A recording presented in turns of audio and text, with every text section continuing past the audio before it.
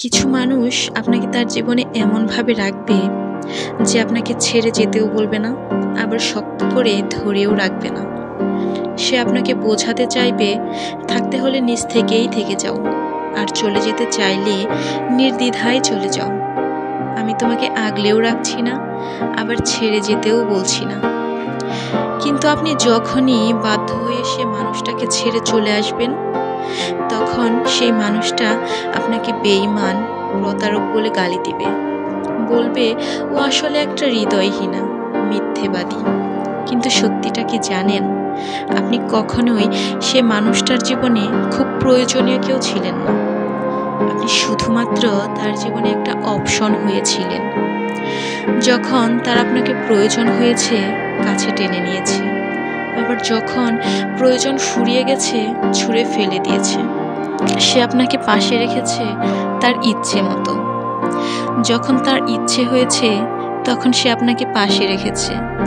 কিন্তু আপনার যখন তাকে পাশে পেতে ইচ্ছে হয়েছে, তখনই সে আপনাকে ছুঁড়ে ফেলে দিয়েছে।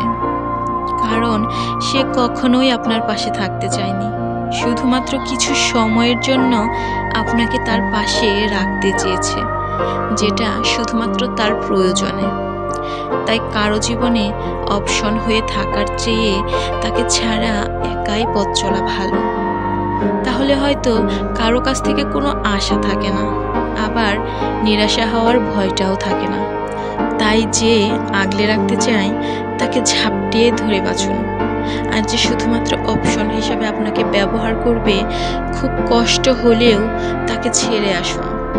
মনে রাখবেন, কিছু ভালোর জন্য জীবনে কাউকে কাউকে ছেড়ে চলে আসতে হয়। কিছু মানুষ আপনাকে তার জীবনে এমনভাবে রাখবে যে আপনাকে ছেড়ে যেতেও বলবে না, আবার শক্ত করে ধরেও রাখবে না। সে আপনাকে বোঝাতে চাইবে থাকতে হলে নিজ থেকেই থেকে যাও, আর চলে যেতে চাইলে নির্দ্বিধায় চলে যাও।